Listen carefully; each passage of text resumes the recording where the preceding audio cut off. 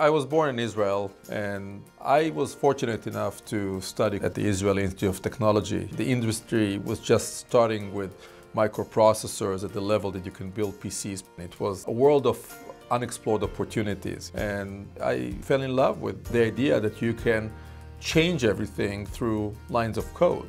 I ended up in the US in late 80s. I started at Motorola, and I ended up at Microsoft, and then I moved around and I ended up at GE. So it's been an interesting journey. Harel is a person that is able to see beyond what we ordinarily can see in our traditional way of thinking. Software does influence everything we do. It allows you to think about the world in a different way. He sees a very efficient frontier. He sees a world in which it's all about identifying an inefficiency and finding an opportunity to fix it, to improve it. He's always had this infectious drive and energy and belief in what's possible. When GE realized how things are going to be in the future, where we're going to have devices that compute and communicate and control pretty much everywhere, they decided to actually bring Harel to engineer this transformation. This is sort of the ultimate challenge that he was given there, which is to, take this oil tanker and get it to do a hard left turn, which is no mean feat. The first thing you do is you go all the way to the end, right? And you try to understand the end game.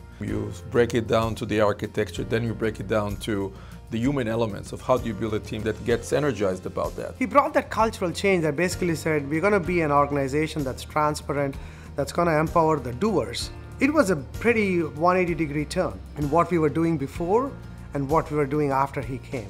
He invites people to come on the journey with him, infuses them with enthusiasm about what they can do if they go on this journey. When you are in step 30 out of 4,000 steps, people look at that and say, oh, you're never going to get there. Well, you realize that when you step 100, people are saying, oh, this is not stopping. And you are simplifying the problem domain, over and over and over again.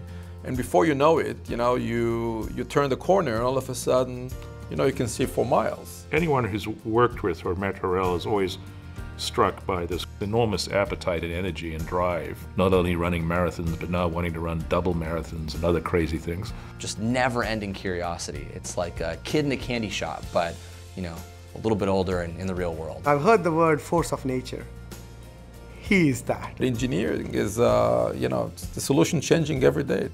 You never stop. You keep yourself in perpetual learning mode. He really is the Energizer Bunny. Long after the rest of us will be stationary with our batteries flat, he'll still be drumming away.